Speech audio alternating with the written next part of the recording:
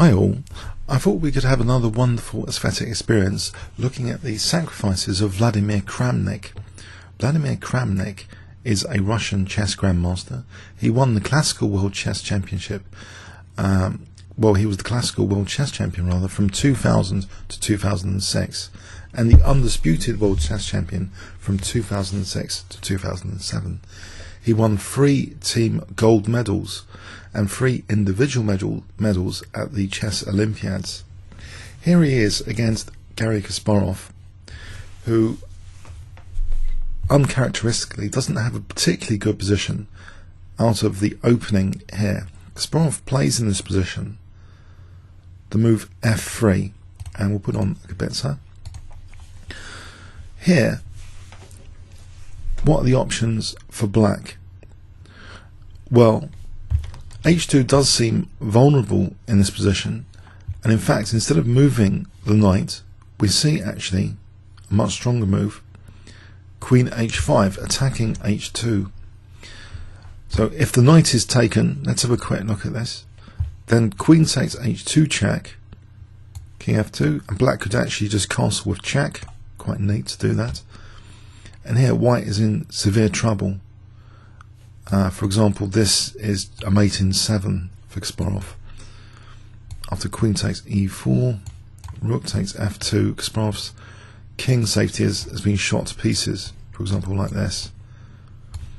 So, returning back, after f3, queen h5, Kasparov plays g3. Now Vladimir again refuses to move the knight back. If he did, let's say knight f6, then actually white has very good moves available, including knight f5, hitting the bishop with 2 pieces. So if queen takes d6, and black is having trouble castling here. So this is to be avoided, for example. No, instead, Vladimir, in this position, just left his knight on e4 and just castled. Okay, it looks as though white can consider taking the knight here. What's going on here? Well, Kasparov did take the knight, and technically this is getting to be quite a turbulent position, even for engines to check out. The evaluation is shifting. It has started in white's favour, but it's shifting downwards more and more the more the engines looking at this position. Vladimir plays actually the move queen h3, and okay, there are some serious threats in this position, like bishop takes g3. Perhaps queen e2 is one of the better moves here, apparently. So queen e2, and there's still a lot of pressure to be faced here after rook a e8, but maybe white can wriggle out of this with some ingenuity. It looks like a very dangerous position. I think one of the factors is this knight on a4 is a bit out of the game, and these bishops seem to be coordinated very well. But in the game here, actually, maybe black's task was made a little bit easier with knight f3, because now black just plays bishop takes g3, and this looks quite promising for black. Knight c5 is played, at least trying to get this knight in the game. Now Vladimir crashes through with rook takes f3, so he's weakening that h2 pawn.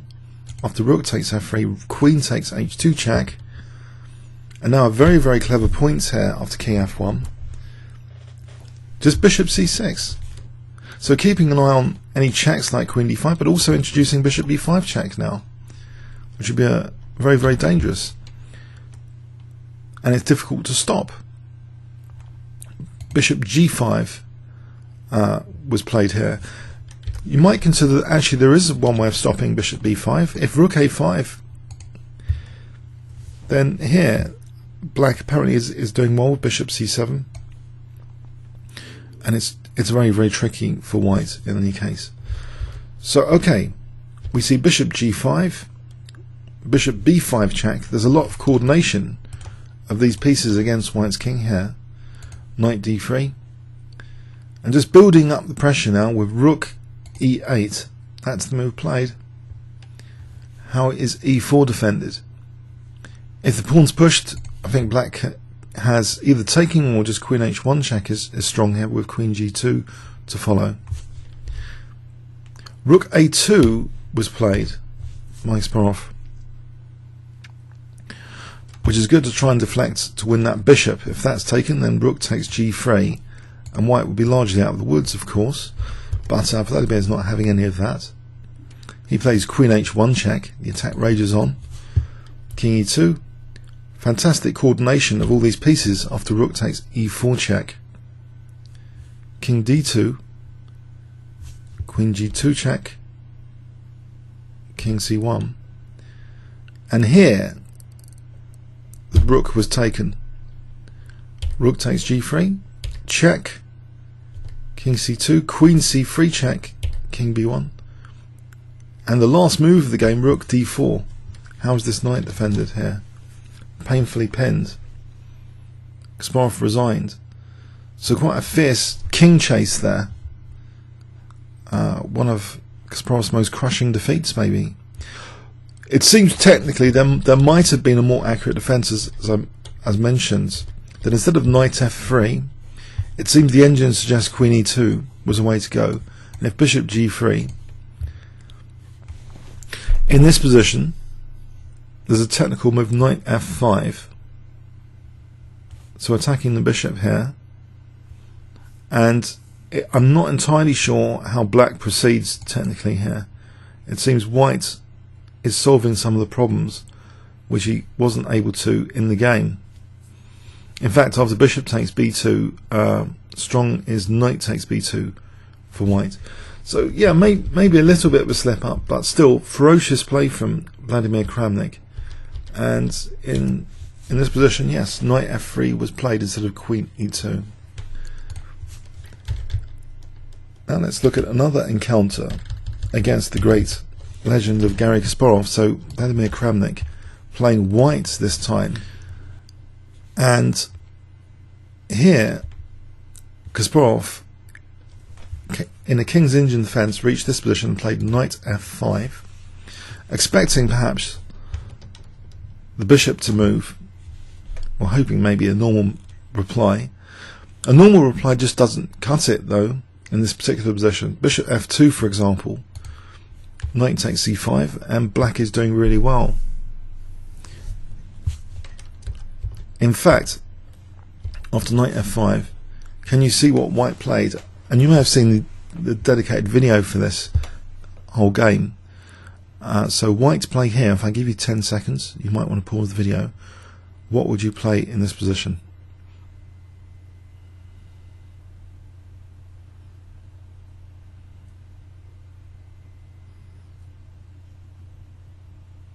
Okay. What's a piece when you've got a mobile, dangerous set of passed pawns? F takes e5 was played. Black has little choice, it seems, other than to take the bishop here. So knight takes h4, and we see e takes d6. And look at these pawns, they're quite amazing. The knight is actually protecting g6 at the moment from the queen. What is white actually threatening? Well, c6, or rook takes d4, collecting another pawn. In fact, after knight e5, rook takes d4, and now hitting this knight. Knight goes to f5. And now, aggressive continuation. Rook takes f5, damaging black's king safety. G takes, queen takes. Threats include now rook h4, to try and use that h file against the king. So we've got these passed pawns here, and we've got king safety issues on this side of the board. Kasparov tries king g7. Here, now, bishop takes h5 was played. Rook h8. And the attack rages on again. Another powerful exchange sacrifice, this time with rook g4, clearing out black's defensive pieces. But it's not taken. If it is taken, actually, well, it will be an immediate mate, so it's not even really an exchange sack. It's just impossible to take that, to be fair. So king f8, queen e6 now. Again, the knight's tied down to protect f7. Kasparov plays rook b7, and now we see the passed pawns being used. c6. Here Kasparov takes the opportunity, well, he can't really do much else, to try and get to white's king. If he plays something like rook a7, then actually c7 is quite crushing. If he gives up a rook here, this is very unpleasant. There's going to be, for example, a mate on e8. It's just totally unpleasant. So I think he's virtually forced to try something here. He tries rook takes b2 check, and this is quite remarkable now what happens. King takes, check, and the king now ventures to a3. Ordinarily you don't want to do this. The rook is covering key b4 square here. Check, and the king goes to a4 now. Queen c2 check, king b5. The queen doesn't have too much assistance from these pieces. Check, king a6. The check seems to be running out. Check, king b7. But now a little bit of assistance. Check, but it's squashed with d7. And here Kasparov resigned. He didn't try queen b5 check. Well, and on this there's king c7, and white now threatens queen e8 or rook g8, both checkmate. So here it would be pretty hopeless. Kasparov didn't even try that last available check. A fantastic game, played in Moscow, Russia, 1994. Now let's have a look at Boris Gelfand against Vladimir Kramnik. This was played in the European Club Cup in Berlin, Germany, 1996. Kramnik playing with the black pieces. This shows very precise calculation, not so much maybe a positional deep sacrifice, but very sharp calculation. Boris had just played knight takes d4, and a lot of black's pieces are attacked in this position. The knight is forking queen and rook. The bishop's also attacked from two pieces. But the knight is potentially working very well with these two rooks. I wonder if you can spot black's next move here. If I give you 10 seconds starting from now, or you might want to pause the video.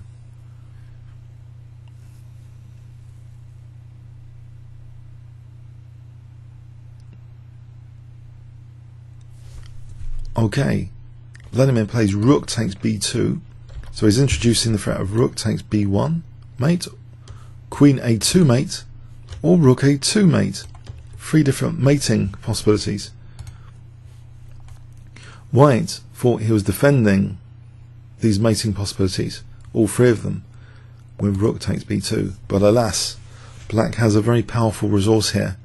Can you spot it? If I give you 10 seconds in this position, starting from now.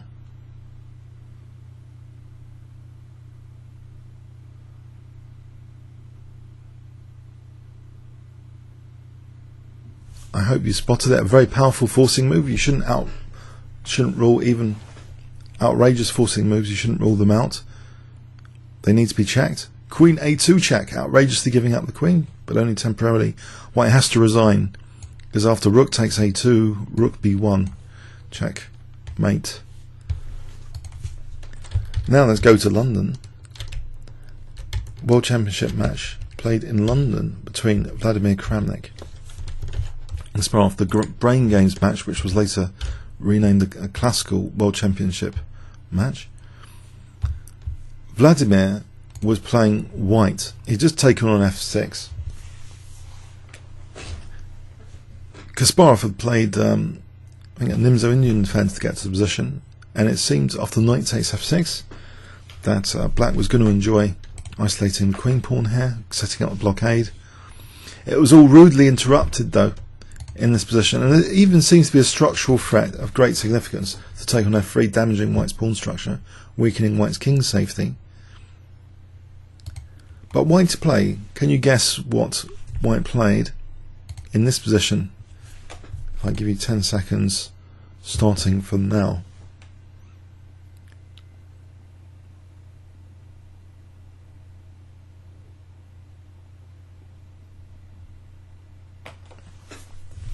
Okay. Bishop takes e6. The bishop on e7 is slightly loose. After f takes, queen takes.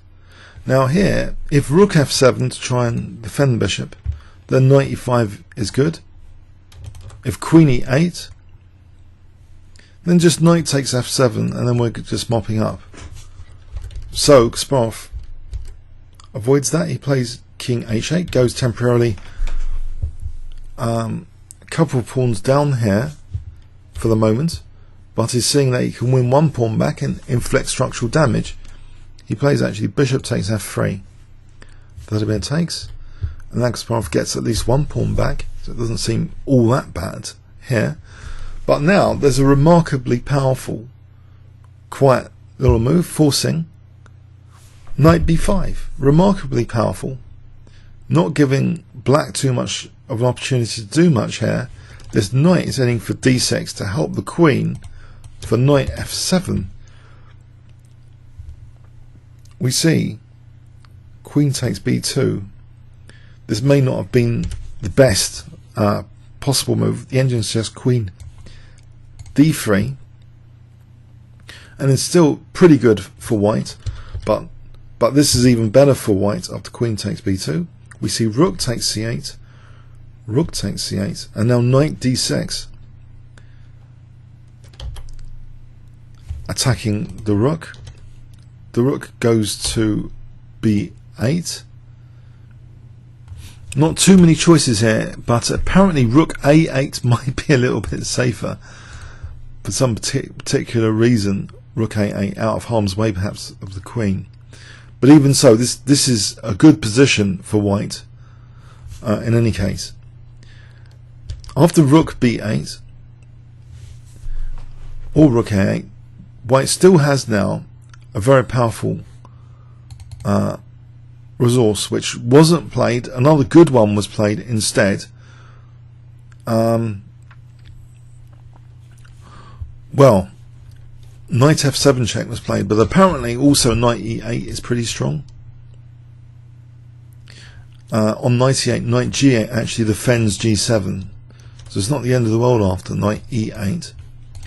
Black doesn't want to be back row mated. After knight g8 here, queen d7, this is apparently still better for white, with a view on knight d6 coming up later. But no, knight f7 check was played, king g8, and now queen e6, setting up the classic smothered mate potential combination with knight h6 check, and then the classic smothered mate combination. Just in case you've not seen that idea, for example, a5 check was a double check. If the king goes to f8, then queen f7. If here, then queen g8, and it'll be a smothered mate, for example, like that. So that's the threat. Black played rook f8, and here a wonderful move, locking in the black rook, believe it or not. In this position, the rook is serving a purpose against the smothered mate, so it will be a bit unwise to try this because the rook is covering f7 here. So black could just play knight takes g8, queen up, thanks very much. But no, the rook itself now is a target. After knight d8, discovered check, king h8, and now queen e7. So if the rook now goes to e8, then we just take that and it's back row mate. Black was forced to resign. If rook g8, then we have the smothered mate again, knight f7, smothered mate. So black was forced to resign here. The knight on d8 cuts the rook from escaping from all this. there's no way for the black queen to help the rook here. This is crushing. Black's best would be to give up the exchange and play like this, but it's pretty hopeless at this level to play on here. So that was a very important game in the Braden Games World Championship match, which actually I went to see one or two of the games there, and Vladimir Kramnik won that match in London. Now let's go to the World Championship tournament in Mexico City 2007. Vladimir's playing Alexander Borisovich, one of the most fierce dynamic players the world has ever seen. Borisovich also plays very innovative openings sometimes, and he plays in this position the move f6. Vladimir playing white. If he moves the knight, black is doing fine. If he moves the knight, he could just take here and something like rook e8 and say bishop e6, and black's actually a little bit better technically. The pawn on here is doing a useful job of keeping the knight out of these two key squares. So actually we see a fantastic move instead, really creative. You may have seen this from, there's a dedicated video on this channel for this game. So white to play here, what would you play in this position? If I give you 10 seconds, or you might want to pause the video to research this position.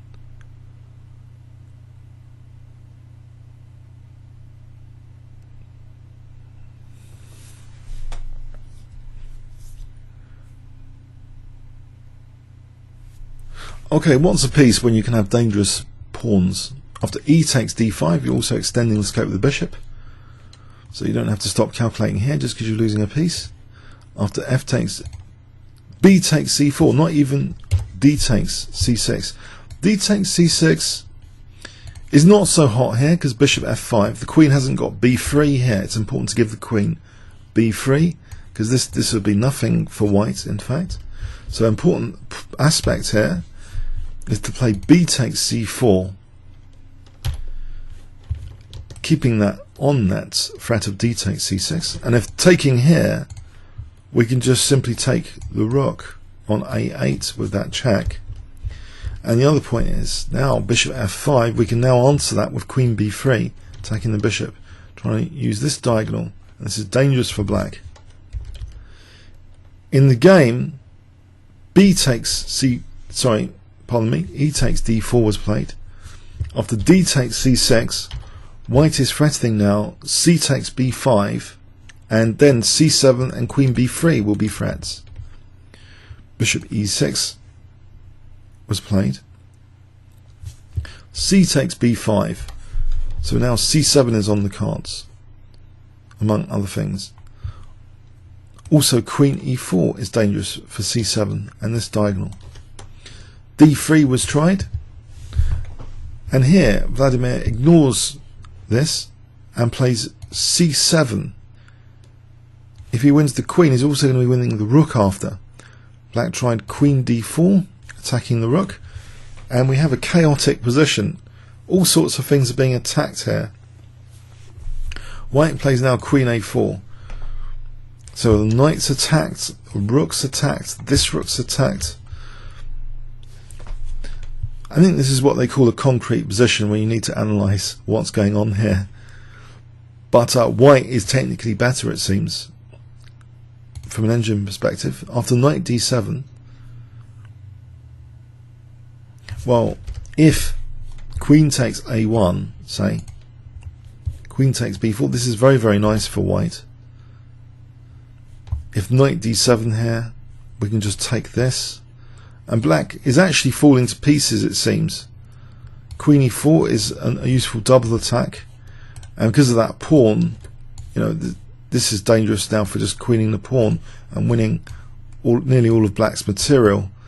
So this is a very, very dangerous position for black indeed. Can't just take that rook. So he tries knight d7, bishop e3, protecting the rook, attacking the queen, queen d6. Now bishop takes a8, rook takes, bishop f4, protecting the pawn as well as attacking the queen again. queen f8, and now two connected passed pawns emerge.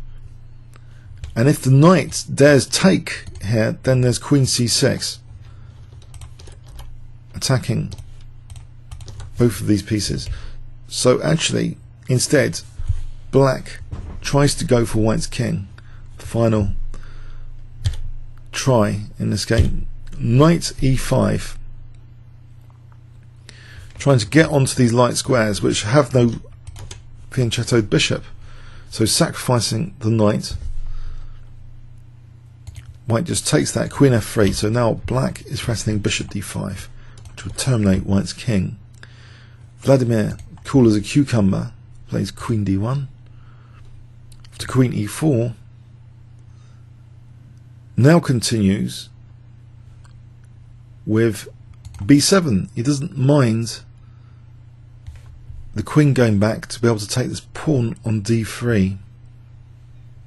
So if queen takes b7, queen d3, and this is nice for white, material up. Black tries instead rook f8, and Vladimir just queens after bishop d5. Another calm move, just f3. The queen is helping support this key at f3. There's no useful checks or anything here. Black's had it. He resigned here. So it was all initiated from a tremendously complex position earlier where the knight refused to move back. It seems Vladimir is a specialist in leaving knights to be taken in the centre and other places. Huge dynamic compensation emerged there. Now let's go to Linares, the 21st Linares. Vladimir Kramnik was playing black against Péter Lékó. And here, this was the time when Vladimir was still playing the Sicilian Sveshnikov. He's got this G file, which is a classic thing you can sometimes get in the Sveshnikov. And he plays a remarkable move, which seems to fail tactically at one level, but is absolutely brilliant, in fact. Can you guess what it is? His queen is attacked. What would you play here? And why? You might want to pause the video for this one. I'll give you 10 seconds starting from now.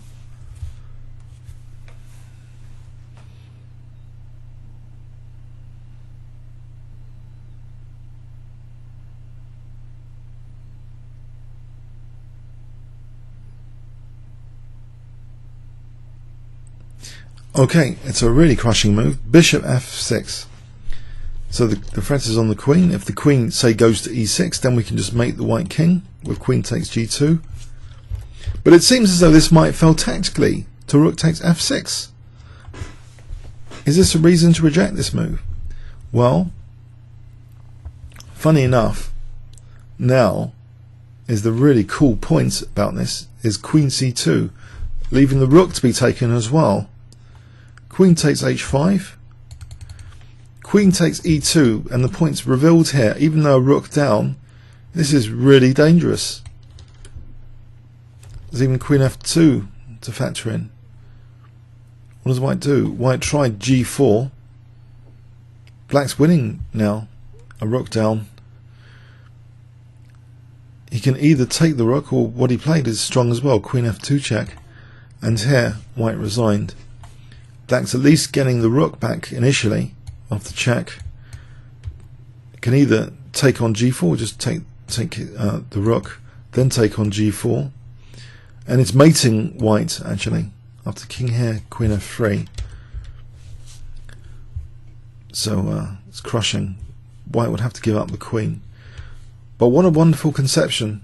Bishop f6, just head into the white's king with queen c2 this way instead of on the main road, side road to the king.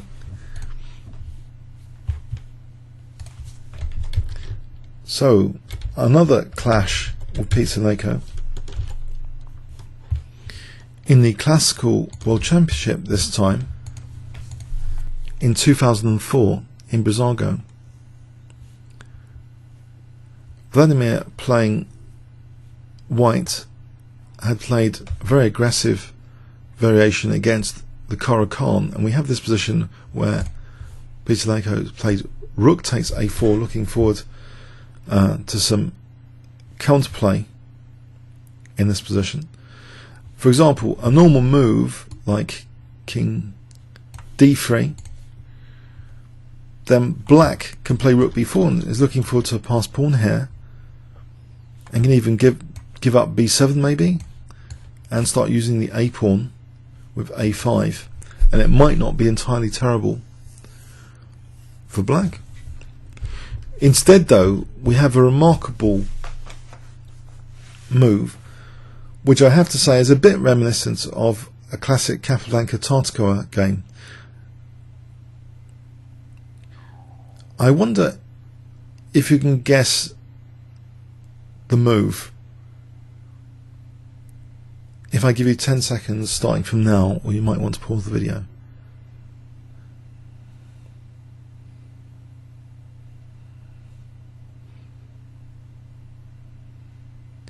Okay, the remarkable move is to give up the d4 pawn to play f4 to create a shield along the fifth rank. And you might wonder why. Well, the point is, after rook takes d4,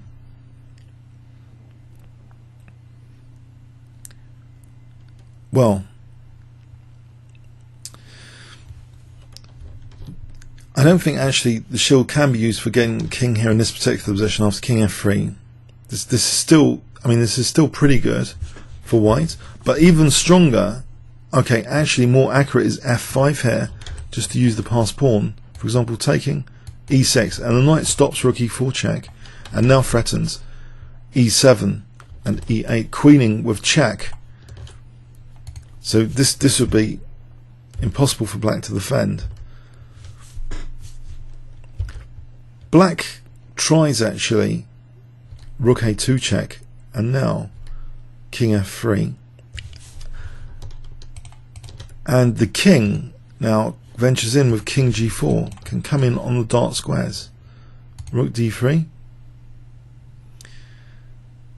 Although it's tempting to move the king in this position, might not be the best. King g5, there's rook g3 check here, and then taking on g7 black apparently is equal. No, f5 instead, offering d4.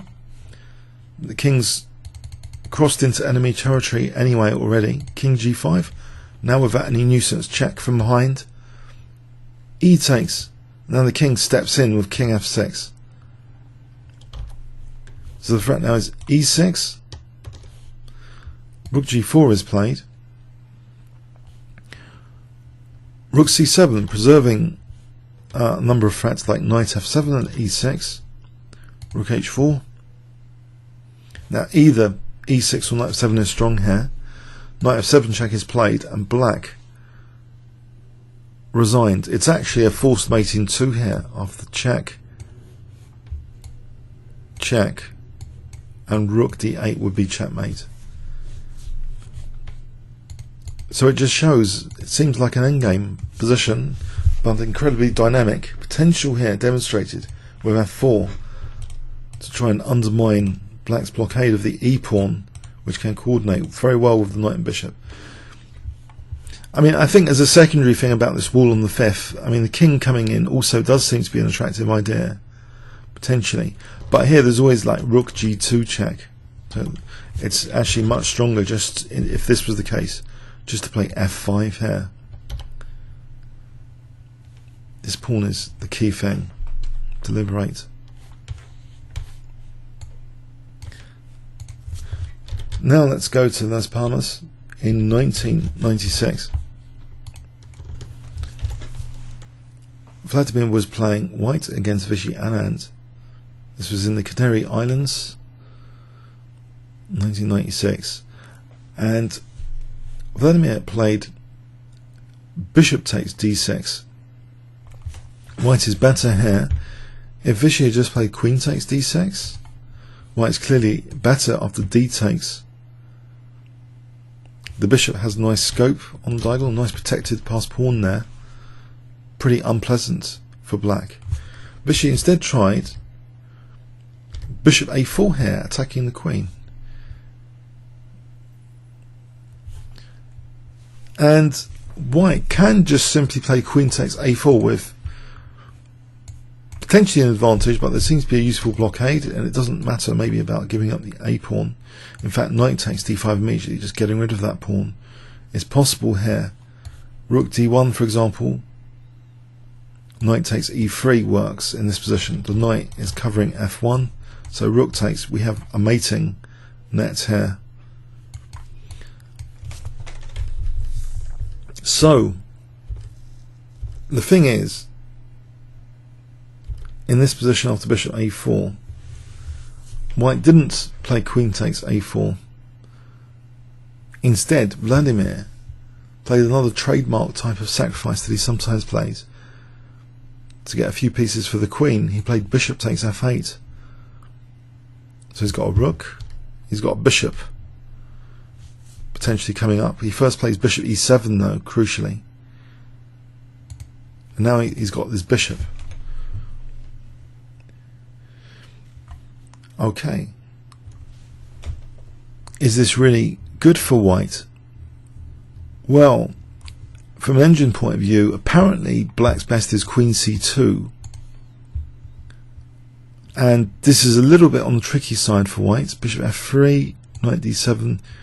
It seems as though there might be some potential for black to do something here.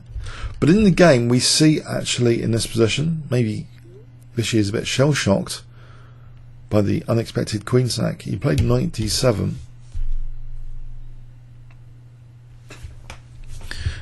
And now bishop h3. The engine still suggests that actually black is doing okay, nearly about equal. h6, bishop f5, b5, and black might be trying to get his passed pawn, 2-to-1 pawn majority here. That's stamped out with bishop b4 stopping, or rather discouraging things. If a5 here, then d6, and this could get unpleasant after rook d e1, threatening now to mate black. So it's kind of trying to discourage black from playing a move like a5. Black played actually rook d8. And now we have rook e7, nasty pin on d7 at the moment, queen c4. Apparently this is a major mistake here. Black is now worse though. If he played something like a6, it's still pretty bad for black after rook de1, pressing to take here and then rook e8. So g6 here, bishop takes, rook takes. This is still very, very bad after d6 for black. a3, and black is in big trouble in this position. He's faced with that enormous d pawn. So rook d8. Actually, there's a check here, and this d pawn is a total menace. So black is in severe trouble already here after rook e7. In fact, if a6, that's no good. If g6, actually there's bishop e6 here, and this is good for white. That d pawn again is a bit of a menace, or e pawn for the moment. It's a bit of a menace. It gives white technical advantage. But okay, after rook e7, queen c4. This didn't help black because now Vladimir played rook takes d7 after rook takes, bishop takes d7. He's got rid of the blockade on this d pawn. and the d pawn is ready to roll now, d6. So just rook and bishop and pawn here are working very, very well together now, even though it's equal on pawns. This pawn is quicker than black's 2-to-1 pawn majority. Queen a4, attacking the rook moves. Queen e4, and now bishop takes b5. The pawn is ready to roll, the bishop's protecting the rook. Check, check, check, check. Gaining some time before move 40 time control, but the checks now are questioned after king d1. Are they going to run out? And this d pawn, once it moves, then it's going to be difficult to stop. f3, now d7, and Vichy resigned in this position. So it was quite a remarkable dynamic decision that after this bishop a4, just to go for the queen sack rather than queen takes a4 here. Remarkable decision indeed.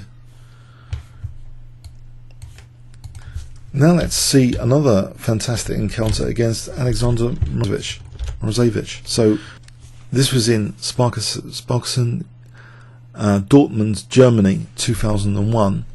Vladimir had the white pieces and just checked Alexander, who played king h6. And now we see what looks to be a little blunder of some sort.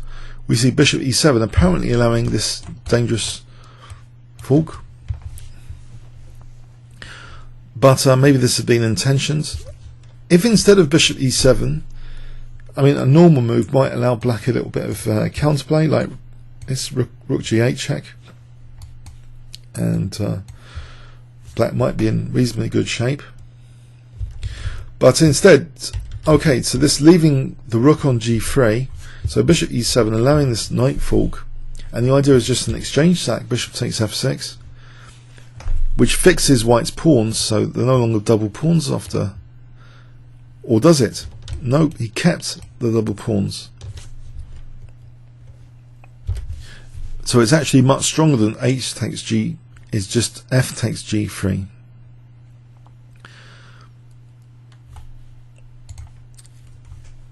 Now here, black didn't take the h5 pawn. If rook g8, well, that was what was played, pardon me. If king takes h5, king g2, white is still technically totally in control of this position. White will be threatening things like rook f4 and starting to march these pawns. In the game, after fg, rook g8 was played, and again white has a very good grip on the position. So technically 6 pawns for white, 3, 4, 5, only a pawn up for the exchange. But after h3, rook f1 here, king h7 was played, g4, b4, king g3. Black hasn't got too much counterplay in this position at all. White is just threatening things like h4 and g5. Okay, so b3 was played, a3, rook c8, h4, and here just h5. And black actually had enough in this position. Black, the exchange up, resigned. If he plays rook g8, then king h4, and black is really just getting squashed. I mean, the rooks lack coordination, and also this f file is now a big problem. So what does black do about rook f7 here? You have to give up material. The king is not in a good place here in this position. This is awful. If rook f8, rook f6, now with g5 coming up and rook h6, it's just too much. Say for example rook cc8, g5, rook h6, threatening mate f6, and white continues to grow the advantage to astronomical proportions. even the exchange down. There's now two connected pass pawns, g6, and the pawns will crash through. So a nice little positional exchange sacrifice there. Now let's see an amazing encounter with Vasily Ivanchuk, where Vladimir was playing black here from a Sicilian defense, and Vasily had just played rook takes c3. Now, technically one of the better moves apparently is queen b8, but instead, can you guess what? If I give you 10 seconds starting from now.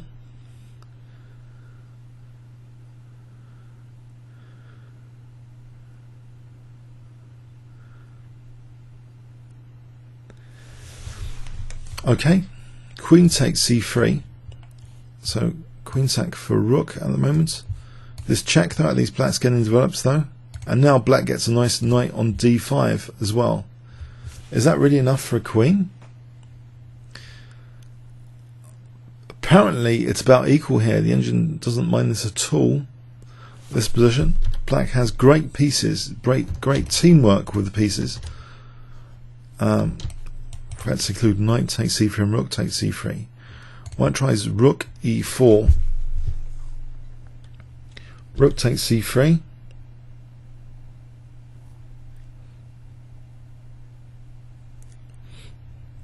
Now we see the move rook g4, and black just castles here. This knight is holding things together. There's no queen f6 or anything. This knight's protecting key squares. Queen takes h4. Black's attack is pretty quick. Rook fc8 on c2. Knight d4, protecting c2 at least. Bishop b4. King moves. But now look at this coordination. Bishop b5 check. Knight takes b5. Check. A takes b. And white's king is actually in a mating net of some sort, with this horrible check here and rook e3 and stuff coming in, or bishop c5. So Vasily in desperation sacks the exchange. Knight takes b4. Well, actually it was two pieces there, but he's losing his queen now. After taking rook 8 c3 check, he's going to lose his queen. If the king moves, then rook c4 will win the queen. So he will be the exchange down. If after queen takes, he's the exchange down and in a lost position. So he resigned after this check here. Now you might think, well, wasn't there an accurate defense of some sort after this queen sack? Was this really sound in this position? After the check here on knight d5. Apparently here, instead of rook g4, apparently rook d4 might have been better for white technically. White's trying to just knock out this very good piece. And the variation could run like this: a5, rook takes, bishop b4, because if e takes, then king takes c3. So bishop b4, fresh thing to win the queen and stuff. Rook takes d7 is no good here actually, because of rook f3 check. So here rook d3, and white apparently might be okay here in this line. Very sharp stuff indeed, but white's okay. The queen is worth something, but it needs a very precise play. So I think an inaccuracy which helped black was playing this move rook g4 instead of trying to make it a priority to knock out this key central piece, which was facilitating quite heavily black's coordinated attack.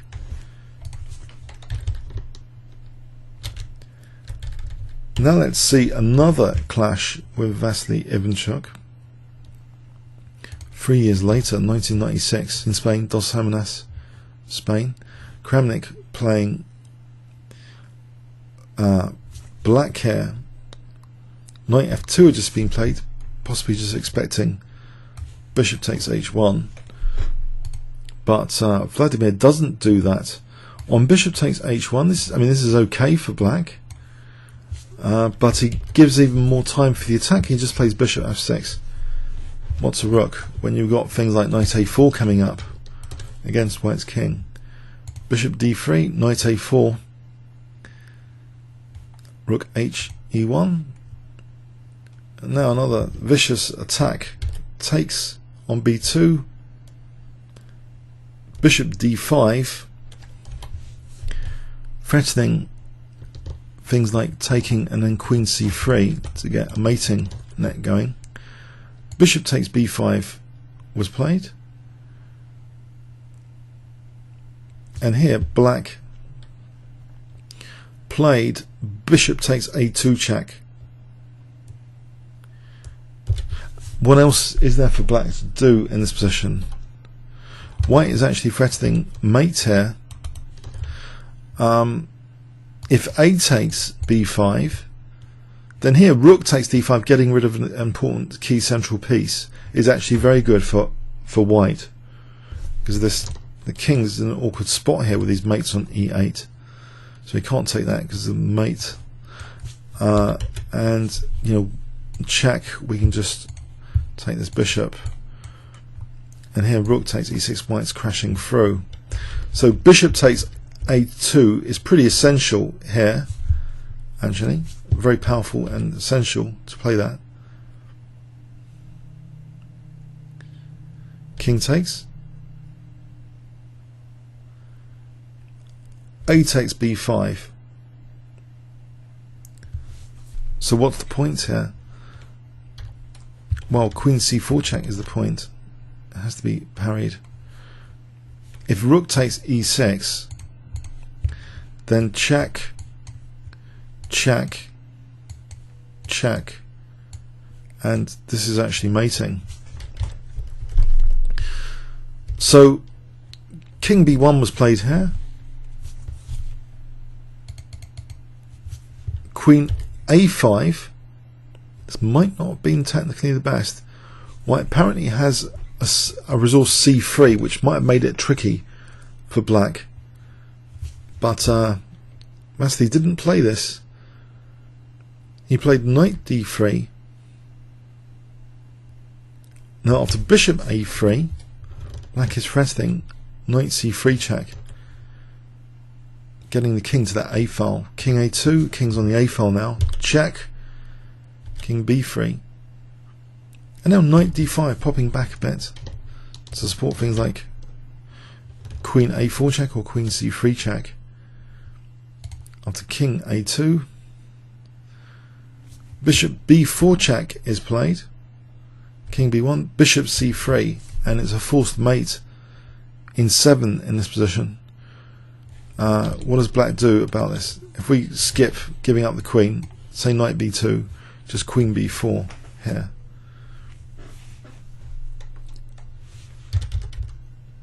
So after this bishop c3 move, Vasily Ivanchuk had to resign. And yet another encounter against Ivanchuk, same year in Russia. Vladimir was playing white, and in this position, in a very sharp theoretical line in the Slav defense, can you guess what white's played? Sorry, it's black to play here. Black played rook dg8. That's crucial. So white's playing this position.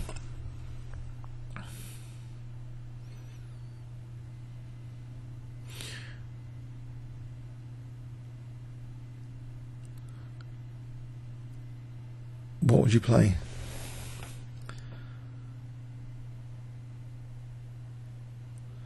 Okay, white used the trump cards of this a file quite rapidly with knight takes c5. If queen takes c5, then white can actually just take here, and then a takes, and these pieces are both attacked. This is unpleasant for black. So actually we see knight takes c5, a takes, and it's still pretty unpleasant, but at least for the moment the queen's protecting the bishop. But after knight b7, an amazing little move was played here. You might consider the straightforward b5. I don't think this is good enough. The attack here, no, actually it might be pretty strong after rook takes a7 apparently. Bishop a6. This is pretty strong attack anyway, this position. Down that a file just shows the strength of the attack is pretty good here. But so b5 might actually be a very strong move. But in fact, another strong move is played b3, reserving b5 by introducing clearance of the c file. So here c takes b3 was played b5, so that a file is a big problem. But we've now got the c file because of that little pawn sack. After takes, queen takes a7, and now using the c file, and black resigned here. If the king moves, then it's a mate in 3. Takes, check, queen e7, checkmate. This piece sacrifice really just emphasises white's a-file pressure quite dramatically. Knight takes c5. So a very theoretical, after a very theoretical debate in the Slav defence there, quite a crushing piece sack. Let's go now to Monaco Rapid against Magnus Carlsen in a very similar variation, in that sharp variation of the Slav. Here, Magnus Carlsen, the Amber Rapid tournament in Monaco 2007, played g4.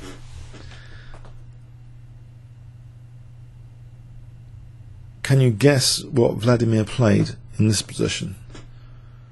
If I give you 10 seconds starting from now, or you might want to pause the video.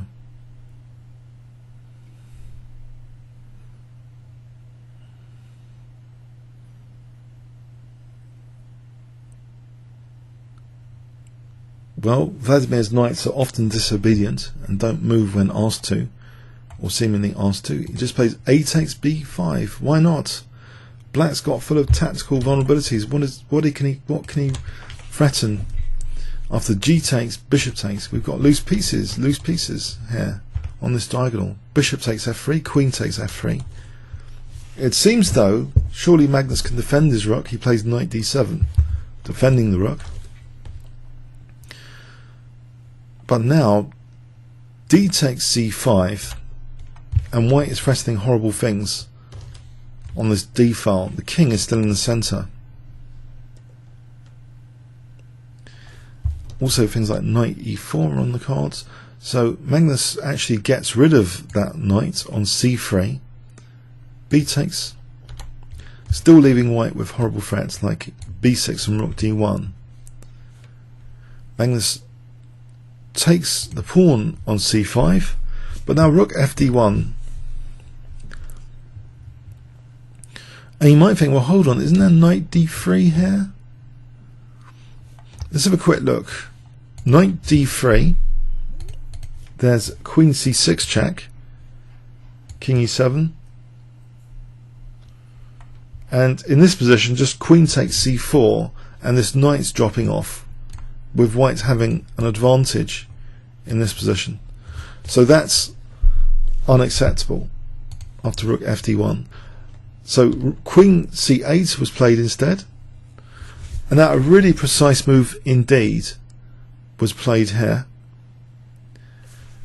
Rook d6 threatening rook c6. And now again, knight d3 I don't think quite cuts it. b6 now threatens b7. And this is horrendous for black. After say knight c5, rook takes a7, white crashing through.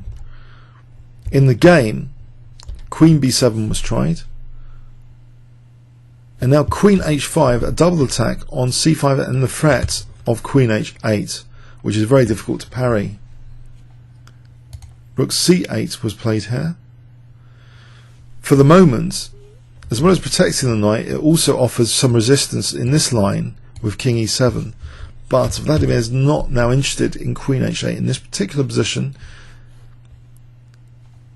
He renews the threat on the knight with rook c6.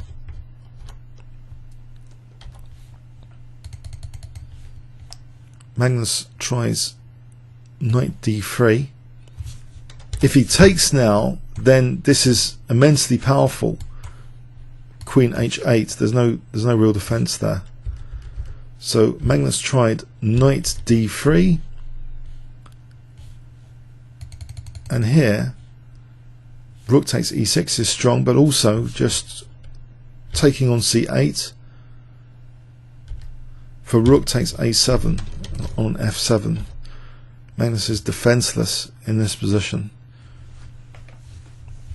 If rook takes g7 trying to defend f7, then queen h8 is mating like that. So Magnus actually had to resign in this position. Now let's have a look at a game against Lazzaro Bruzon in the 37th Chess Olympiads, played in Turin, Italy. Black had just played rook a8, and Vladimir shows his keenness for attacking chess in this position. He smashes down black's king defences. Can you guess? Okay, bishop takes f7. Start of powerful forcing moves. Queen a2 check. King f8. Now knight e6 check, forking king and queen. Forcing rook takes e6. Queen takes e6. And the silent killer threats down in this position.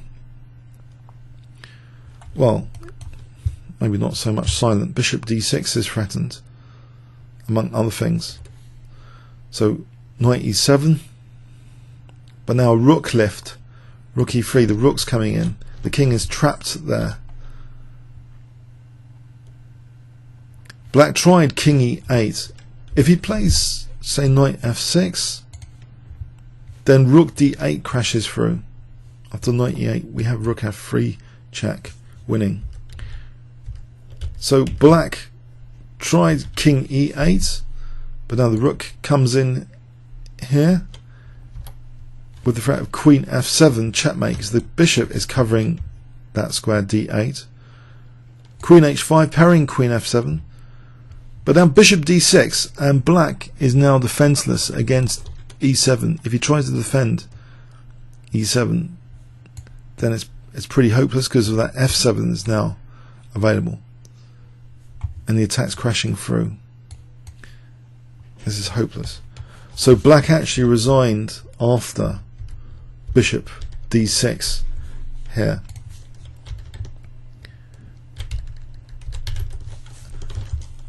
Final little sacrifice I'd like to show you from Vladimir Kramnik is against Darman Sadvakasov, played in Astana 2001. This is quite neat. After bishop f5, similar disaster that we've just seen on f7. Knight takes f7 was played here, stripping open this diagonal against the king. Now if queen takes f7, we're just winning the queen with rook takes e5. So black played rook takes f7, and can you see what white played here? So this was the point, a beautiful point.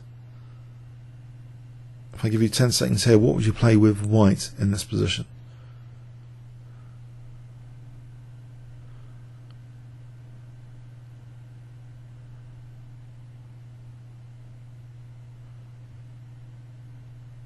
Okay. Queen takes f5. Now the 2 points here are, if rook takes f5, then rook d8 is double check and mate. There's no defense to both of these checks. And the other clever point here is if bishop takes b2, then actually rook d7, and that f7 is a disaster.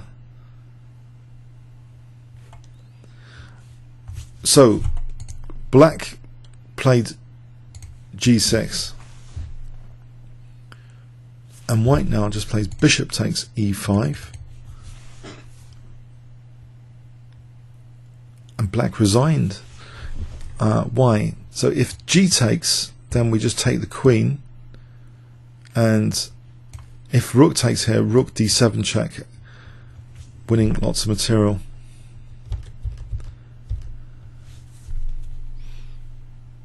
So after bishop takes e5, there's no real defense. If knight takes e5, queen takes e5. Simple. So a nice little breakthrough on the diagonal with knight takes f7 here for this queen takes f5. Fantastic calculation. Queen takes f5, which then also sees rook d7 as a threat if bishop takes b2. So I hope you enjoyed this selection of sacrifices. So what a fantastic player, Vladimir Kramnik. Comments or questions on YouTube? Thanks very much.